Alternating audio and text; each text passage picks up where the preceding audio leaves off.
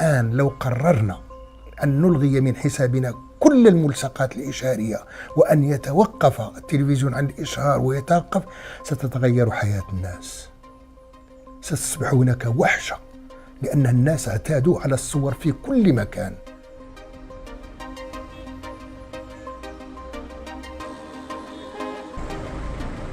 احيانا في بعض المنتجات اللي بشتريها بتبقى ليها علاقه باعلانات، بتبقى اصلا من كتر زن الاعلانات انا بنزل اشتريها يعني.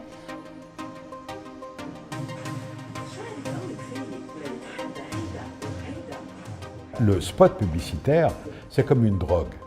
La personne est droguée, elle est accro à ce produit-là parce qu'elle l'a vu tellement qu'il est rentré dans son foyer, dans sa tête, etc.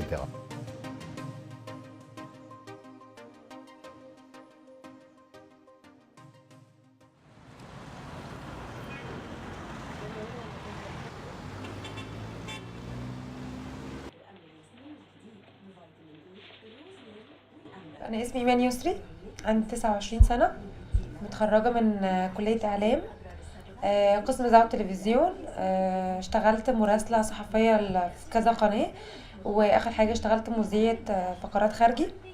أنا مش متجوزة، وبقى لي هوايات كتير غير الإعلام، يعني اللي هي بعمل كيكس اللي هي ال 3D كيكس، بلعب مزيكا، بحب الشوبينج. أنا كمان فاشن ديزاينر وميك اب ارتست. اي بنت في الدنيا بتحب لبسها يبقى على الموضه، وبتحب تبقى ظاهره في وسط اصحابها، بتحب يبقى ليها حاجه يعني اتيتيود مختلف غير الناس. دايما يعني البنات الايام دي بتحب تلبس الحاجات الغريبه مش الحاجات التقليديه، ولازم يبقى الاوتفيت شكلها كويس وشكلها لطيف يعني، والحاجات متناسقه مع بعضها وكده. Finalement, ce siècle qui se termine, heureusement, a été le siècle de l'avoir. Il fallait avoir une voiture plus grande que celle de la voisine, il fallait avoir une chemise plus blanche que celle du voisin, etc. Bon, aujourd'hui, le consommateur, le seul qui m'intéresse, et celui qui me paye, ce ne sont pas mes annonceurs, contrairement à ce qu'ils croient. Le consommateur, lui, il veut être bien dans sa voiture, être bien dans sa chemise, être bien dans sa peau. Et tout bascule. انا ناوي النهارده انزل اعمل شوبينج، بقالي فتره ما نزلتش اعمل شوبينج، فناوي انزل النهارده الف كده في المهندسين على كذا محل. عايز اشتري ميك اب وعايز اشتري اكسسوارز ولبس، فهنزل النهارده ان شاء الله.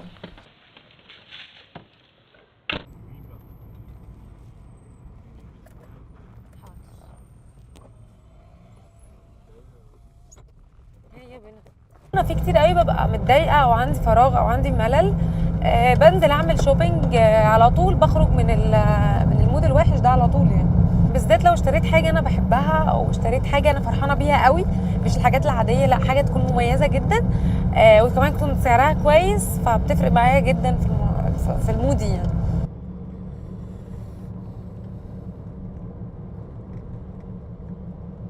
بالنسبه لي طبعا السعر حاجه مهمه جدا، بس لازم يكون براند، يعني مش السعر وخلاص حاجه رخيصه وخلاص، لا لازم يكون السعر، ولازم يكون النيم كمان بتاع المنتج اللي انا رايحه اشتريه يكون حاجه كويسه. ويا حبذا طبعا لو البراند كويس او البراند اللي انا بحبه عامل ديسكاونت او سعر كويس، ده بالنسبه لي يبقى احسن حاجه.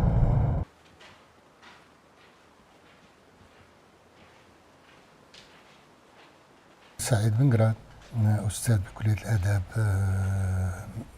الرباط، جامعة محمد الخامس، أستاذ السيميائيات.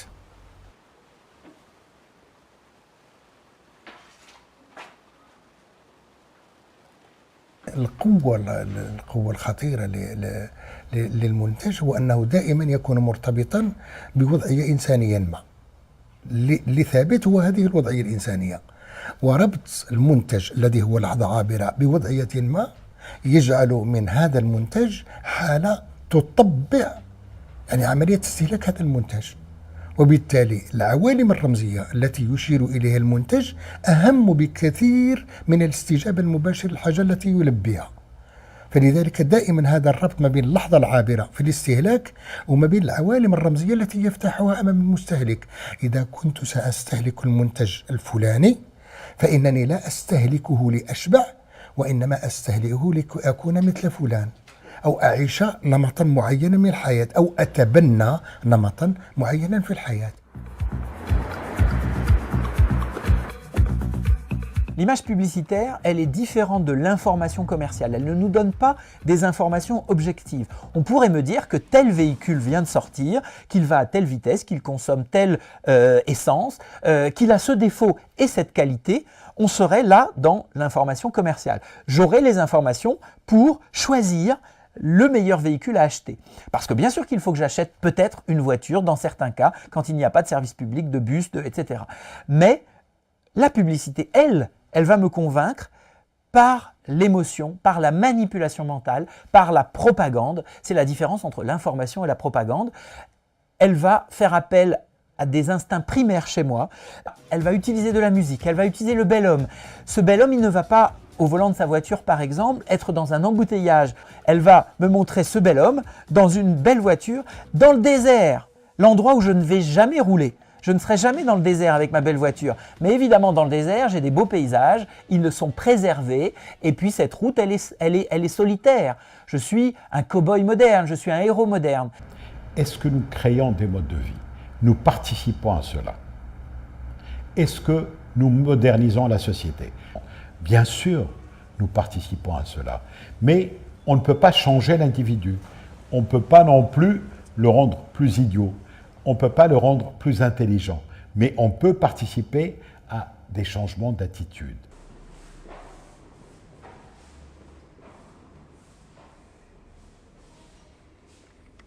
دابا حنا باش نعملوا هاد السبوت دابا بالنسبه خصنا نحددوا لا سيبل. هذا اللي كيهمنا هو الكونسوماتور، لان الكونسوماتور فينا كاين هاد الرياضه هادي مع شويه تعرفات وهذيك راه كاين المنافسه فيها بزاف، كاين دوط امبورتاتور دوط مارك.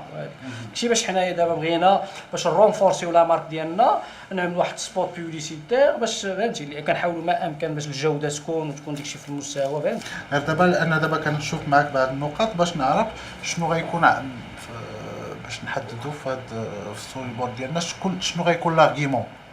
Pour réussir un spot publicitaire, le publicitaire devra définir sa cible. Et il doit formuler un message clair pour avoir un impact auprès des consommateurs. Il faut trouver une idée forte. Il faut avoir un très bon réalisateur et surtout un très très bon scénario.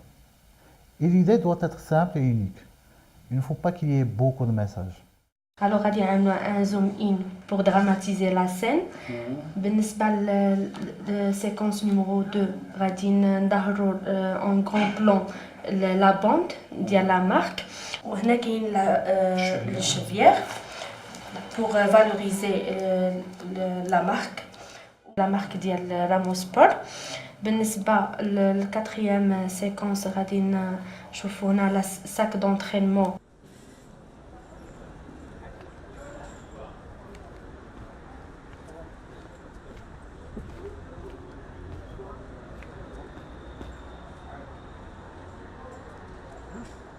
الصورة الإشارية خدعة بالأساس، وتبنى أساسا على استثمار كل الرمزيات التي ارتبطت بالأشكال وارتبطت بالألوان وارتبطت بطريقة التقاط الصورة إلى غير ذلك.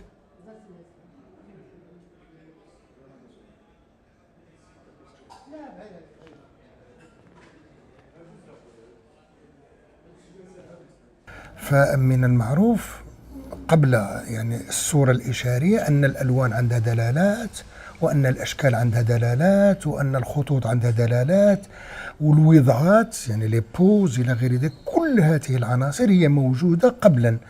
تأتي الصورة الإشارية لتستثمرها من أجل حشد أكبر عدد ممكن من أدوات الإقناع، ليس من خلال اللفظ، ليس من خلال خصائص المنتج، ولكن من خلال خصائص الطريقة التي يقدم بها المنتج، من خلال لونه، من خلال طريقة تعليبه، من خلال شكله، من خلال تصويره. لأنه يعني ممكن نتحدثوا على لا بوز ديال لوبجي، يعني وضعة الشيء، وضعة المنتج.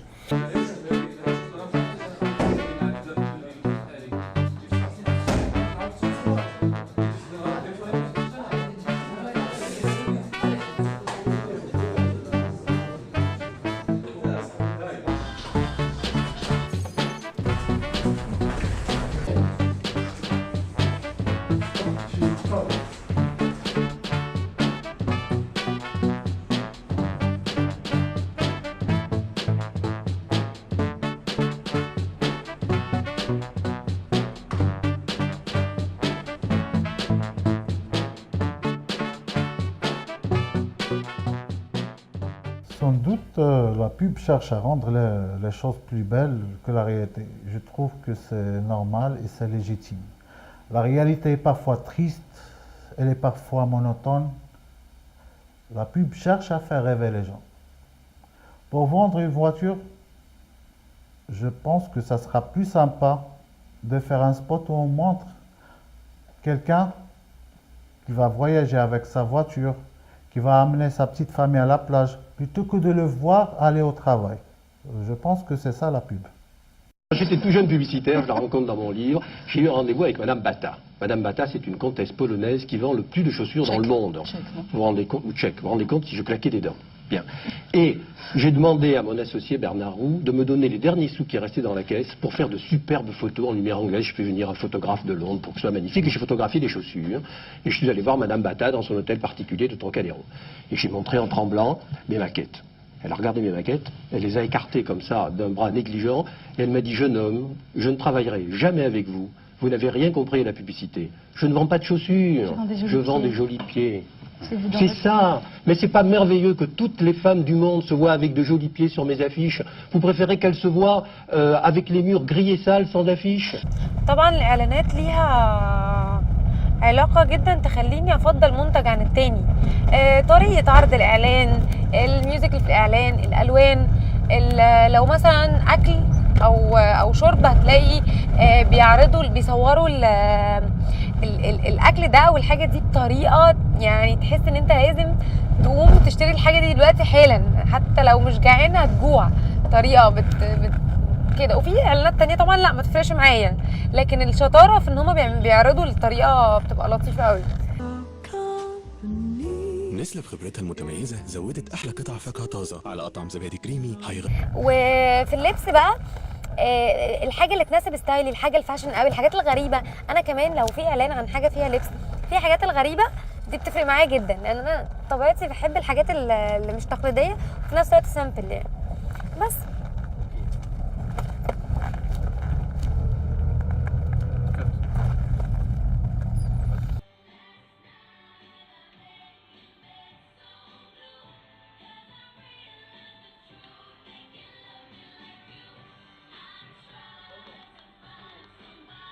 اكتر حاجه ممكن تسعد اي بنت في الدنيا ان هي تنزل تعمل شوبينج. متضايقه عملت شوبينج كانت مبسوطه، لو عندها مشكله وعملت شوبينج هتبقى مش متضايقه.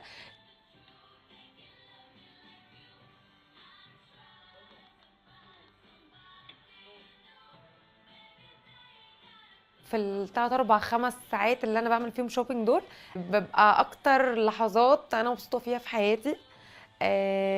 ما بفكرش في حاجه في الدنيا غير في الحاجه اللي انا هشتريها بس، وهروح بيها فين ولما البسها هيبقى شكلي طالع عامل ازاي. ده كل تفكيري ساعتها.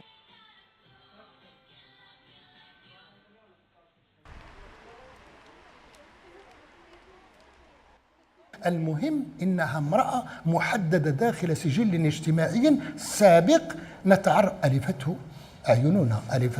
أعيننا. نحن نعرف الجدة وننتظر ما سيأتي بنا الجدة، ونعرف الأم ونعرف الزوجة ونعرف كل هذه العناصر، ولكنها في نهاية الأمر موجهة في هذا الاتجاه أن تكون سندا لمنتجات للاستهلاك. هذا النوع يعود إلى قيم لها علاقة بالإدارة شأن يومي، في حين النوع الآخر المرأة الأخرى تحضر خارج أي تصنيف، خارج ما تعودنا عليه، ما تعارفنا عليه. إنها ليست أختا ولا أما ولا جدة ولا أي شيء، إنها امرأة نتعرف هويتها مودعة في جسدها فيما يمكن أن تقدمه لنا بشكل مباشر. هذا الجسد موجه لخدمة ماذا؟ الترويج لمنتجات قلنا غير نفعية، منتجات غير نفعية، بمعنى عوض عن نقترح على الحين ما ألفته في محيطها بشكل مباشر، يجب أن أن نقترح عليها شيئا آخر. سأعطيكم صورة أخرى دائما سنحاول أن نجدها بسهولة.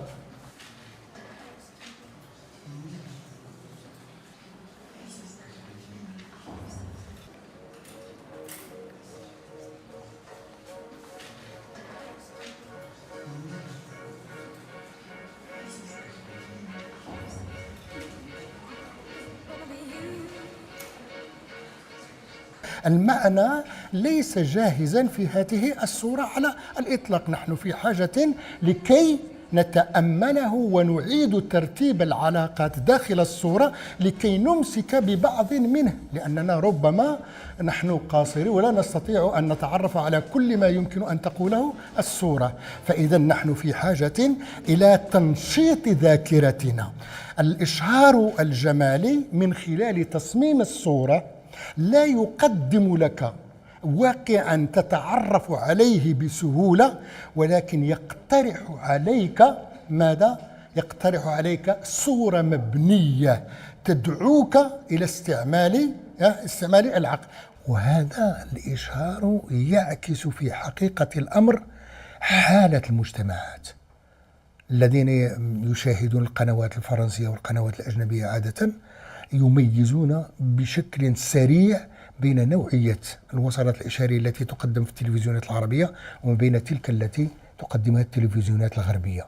عادة يعني في 90% الآن الإشعار الغربي يقدم وصلات إشارية لا قيمة للمنتوج داخلها على الإطلاق، وإنما يبشر بشيء آخر، بنمط في الحياة، بنمط بالعيش، بحظوة، لأنه يجعل المستهلك هو الأساس وليس المنتج.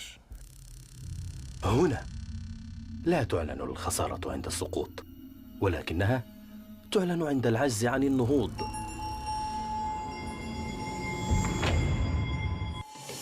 بمجرد الدخول يتحول الكل إلى لعبة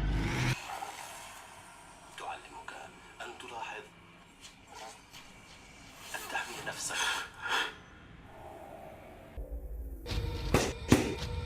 وأن تستغل الفرص.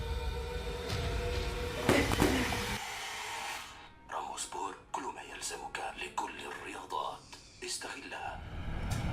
Ok, بالنسبة لي il faut surtout mettre le point sur, mettre en avant la marque plus que ça que sport. Il faut mettre plus le point l'accent vers la séquence كلهم على le produit. D'accord? C'est-à-dire ما بينش بزاف. Il faut qu'il soit vraiment clair ou bien il faut le mettre en avant.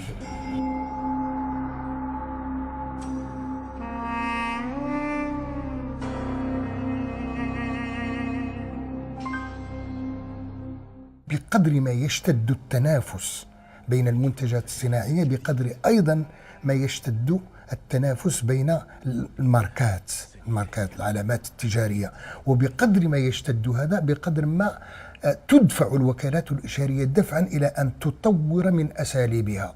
هو النغو ماركتينج الآن الذي يعتمد واحد مجموعة من الوسائل كيف يبرمج الكائن البشري، يبرمجه صوتا، يبرمجه صورة، يبرمجه رغبة، يبرمجه حاجات يعني تخلقها المؤسسة، وهذه الحاجة يستوعبها الوجدان بشكل لا شعوري ثم تتسلل إلى الدماغ، ولأنها تصل إلى هذا المستوى فإن الصورة تلتقط هذه الحاجات التقاطا ثم توجه المستهلك باعتمادها الوسائل التي تقود إلى هذا التأثير وليس إلى غيره.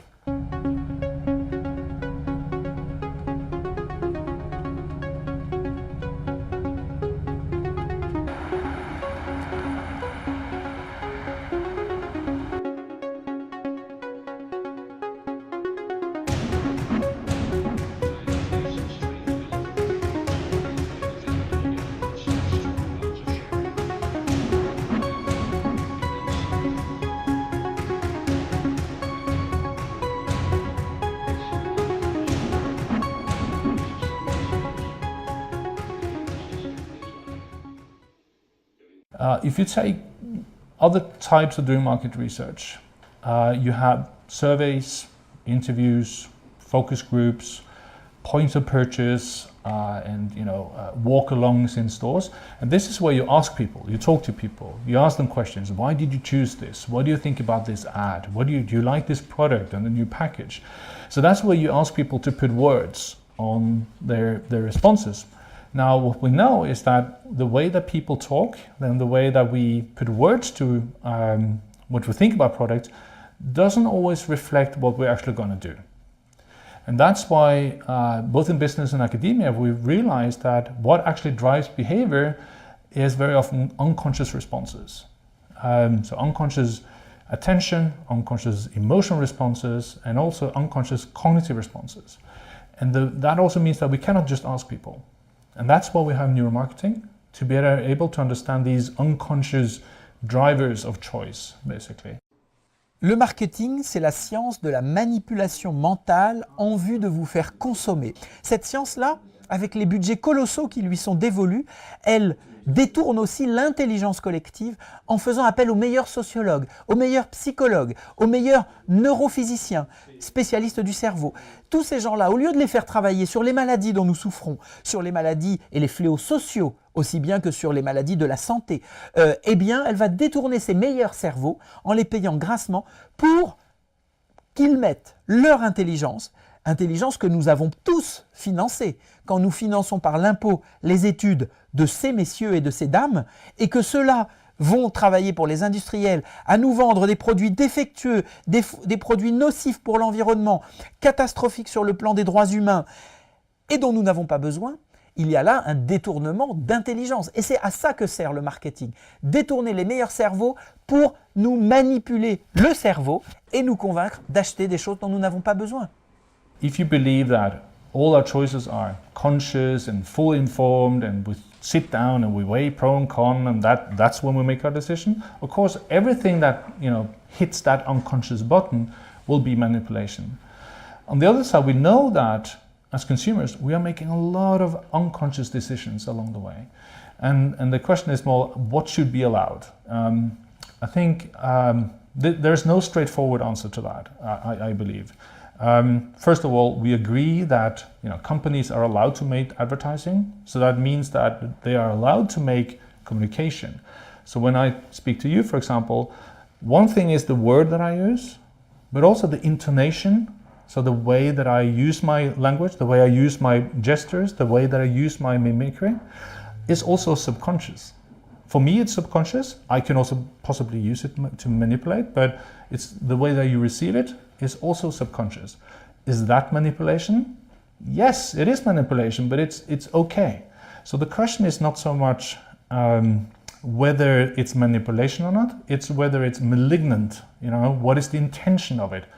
Because if we produce consumers that are overall more happy, that are making good choices, so to speak, I see no problem. But the question is, if you're selling cigarettes, for example, is that a good thing? I don't know. And so we already are in this mix of things that I don't really know. I have to admit, this is one of my own personal struggles is, how far should we go?